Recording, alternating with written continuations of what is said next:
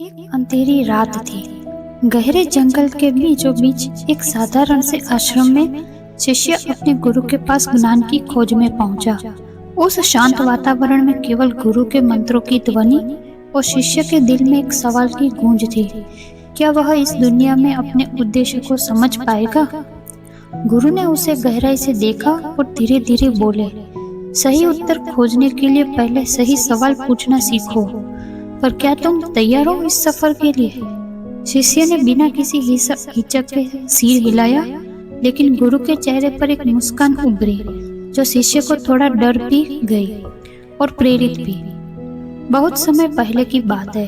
एक युवा शिष्य अपने गुरु के पास गया जो अपने ज्ञान और आध्यात्मिक शक्तियों के लिए प्रसिद्ध थे।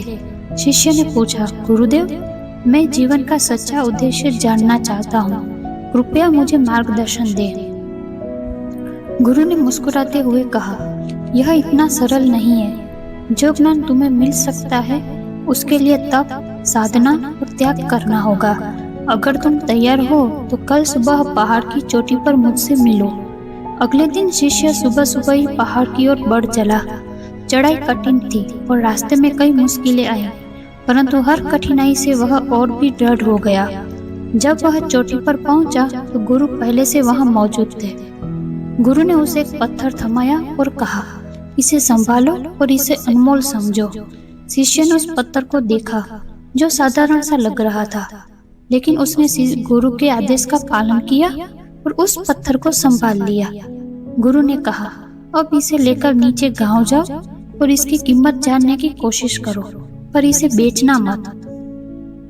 शिष्य ने पत्थर लेकर गांव में सभी दुकानों पर जाकर उसकी कीमत पूछी। हर किसी ने उसे एक मामूली पत्थर समझा और उसे मामूली सी कीमत लगाई।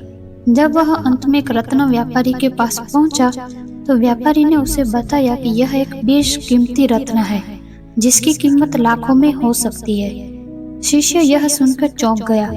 वह वापस गुरु के पास पहुंचा और कहा, गुरुदेव, मुझे समझ आ गया है। यह पत्थर साधारण नहीं है, बस इस सही मूल्यांकन की जरूरत थी।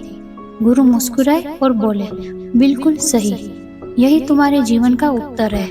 बाहर से साधारण दिखने वाला जीवन सही दृष्टि और ज्ञान से ही मूल्यवान बनता है।